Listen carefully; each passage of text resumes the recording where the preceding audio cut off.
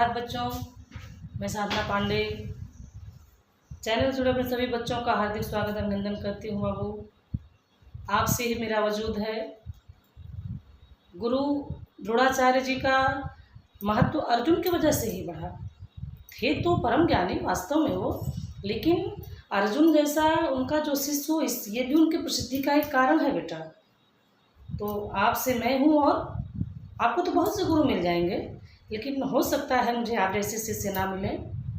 तो इसके लिए आप लोग इसको ध्यान से देखिएगा, नोट करिएगा।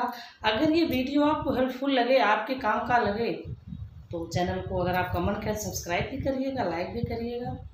तो पिछले वीडियो हमने आदिकाल की विशेषता देखी, आदिकाल के कवि और उनकी रचनाएं देखी, और आज के वीडियो हम आदिकाल के नामकरण के बारे में जानेंगे। ठीक है। जैसे घर में कोई बच्चा होता है तो उसको लोग अपने अपने कोई कान्हा कह के बुलाएगा, कोई कन्हैया बुलाएगा, कोई मोहन, कोई श्याम, है ना।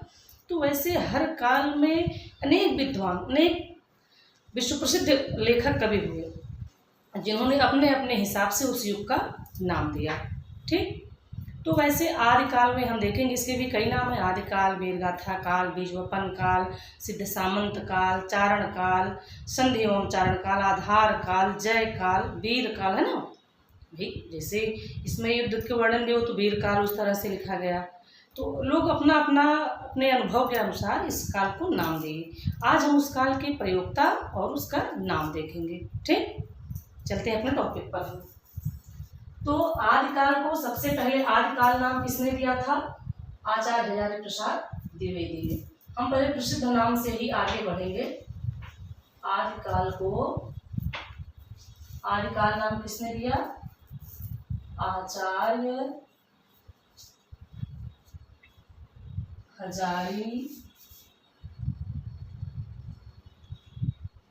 प्रसाद द्विवेदी।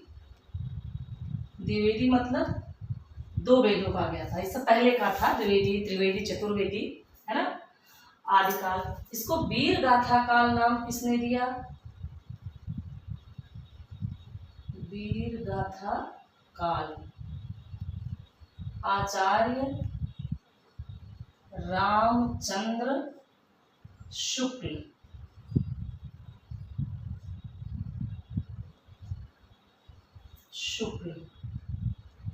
जो बस्ती जिले के अगोना गांव के थे, हिंदी के प्रसिद्ध आलोचक थे, मूर्धन्य सम्राट आलोचक। अब इसको बीजवपन काल,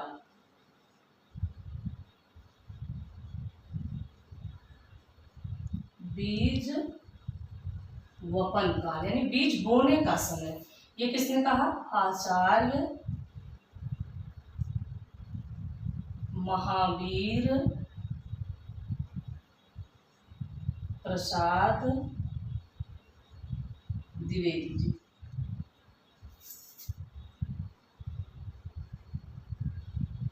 आचार्य महावीर प्रसाद द्विवेदी जी। इसको चारण काल किसने कहा? चारण काल जॉर्ज अब्राहम ग्रियर्सन। किसने कहा? जॉर्ज अब्राहम ग्रियर्सन, जिन्होंने भक्ति काल को स्वर्ण काल कहा था। George Abraham Grierson. इसको संधि एवं चारण काल किसने कहा? संधि एवं चारण काल डॉक्टर राम कुमार वर्मा, वही दीपदान वाले डॉक्टर राम कुमार वर्मा ने। अच्छा, इसको सिद्ध सामंत काल किसने कहा?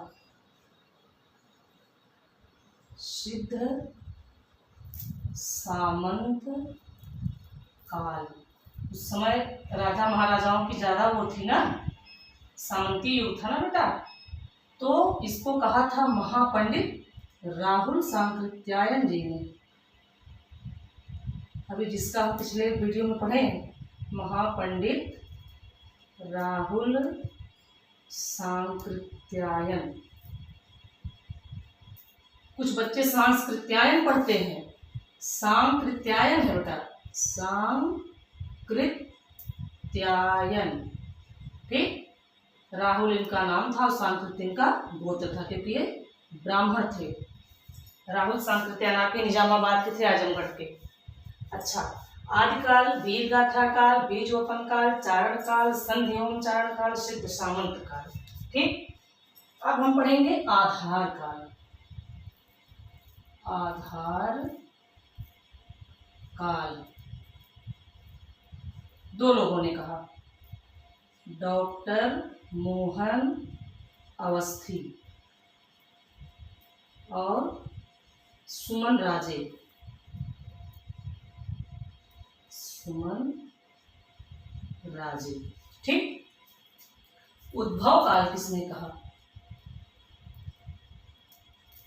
उद्भव काल वासुदेव सिंह।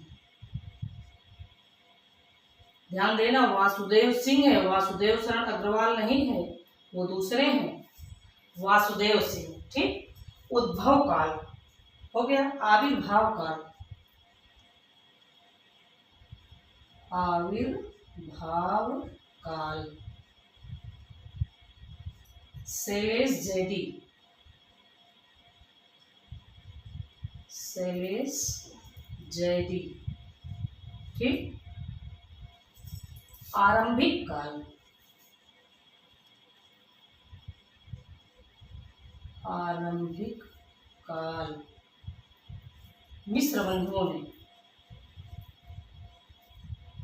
मिश्र बंधुओं ने, तीन लोग थे, गणेश बिहारी, श्याम बिहारी और सुखदेव बिहारी।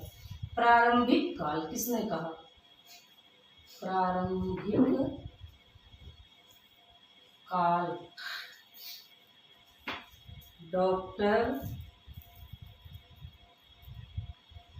गणपति चंद्र गुप्त।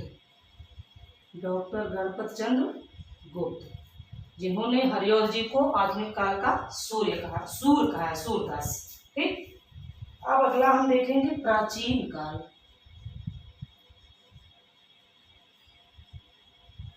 ये किसने कहा? शंभुनाथ सिंह ने।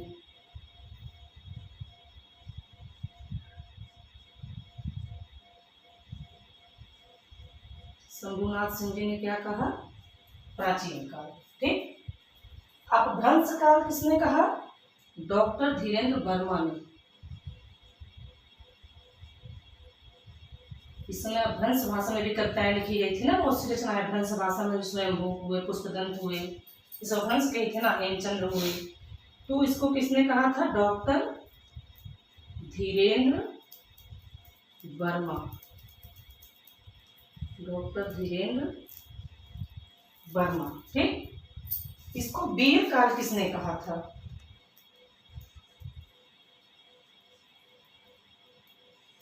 वीर काल आचार्य विश्वनाथ प्रसाद मिश्र।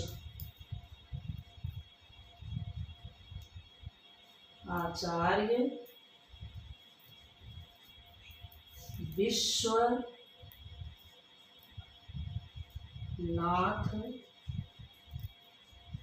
प्रसाद मिश्र। ठीक, कितने नाम हो गए? 1 2 3 4 5 6 7 8 9 10 11 12 13 14। बहुत है आपके कोर्स के लिए, 14 नाम बहुत है। अच्छा, इसमें से इम्पोर्टेंट कितना है? आदिकाल, सामान्य नाम है ना, हम लोग कहते हैं आदिकाल, वीरगाथा काल, है ना। तो ये जो मुख्य नाम, जो बहुत प्रसिद्ध नाम है, ये ज़्यादा मुख्य बेटा आप कक्षाओं के लिए। आदिकाल हजारी प्रसाद द्विवेदी जी, वीरगाथा काल रामचंद्र शुक्ल जी, बीजवपन काल महावीर प्रसाद द्विवेदी, क्योंकि इसी समय जो तमाम नायक नायिका पे कविता, राज दरबारी कवि थे तो राजा की प्रशंसा में कविता। तो हजारी प्रसाद द्विवेदी जी ने कहा कि नहीं, कविता सिर्फ राजा रानी की कहानी पर नहीं है, कविता चींटी से लेके हाथी तक, बूंद से लेके समुद्र तक और पृथ्वी से लेके पर्वत तक लिखा जा सकता है। और इन सब चीज़ों को आप आधार बनाकर कविता लिखिए। इन सब विषय वस्तुओं को बनाइए। वर्तमान समय की जो समस्या है, देश की जो स्थिति है, उस पर लिखिए कविता। इन्होंने एक नया बीज बोया काव्य और गद्य को लिखने का, तभी इसका नाम क्या पड़ा, बीजोपन काल। चारण काल, उसमें अनेक चारण कवि करते थे, तो जॉर्ज अब्राहम कृष्ण ने चरण काल कहा। संधि एवं चारण काल, ये आदिकाल का लगभग अंत और भक्ति काल का जब शुरू हुआ, इसमें कुछ भक्ति काल के भी थोड़ा बहुत आ जाता है, उस मतलब किसी कोई भी चीज, किसी का अंत किसी का उदय एक साथ मिल जाता है, तो इसको इन्होंने कहा।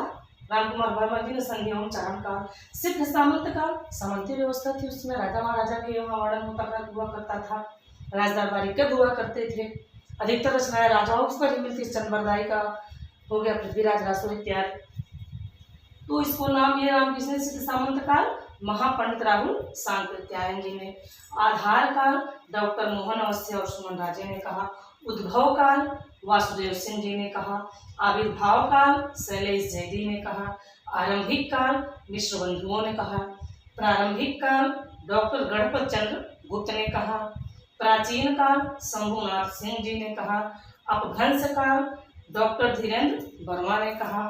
और वीर काल किसने कहा, आचार्य विश्वनाथ प्रसाद मिश्र ने। ठीक, तो आज के वीडियो में इतना ही पढ़ेंगे। उम्मीद करूंगी बेटा कि आपके समझ में आया होगा। तो तब तक के लिए हम अब अगले वीडियो मिलेंगे, तब तक के लिए राधे राधे।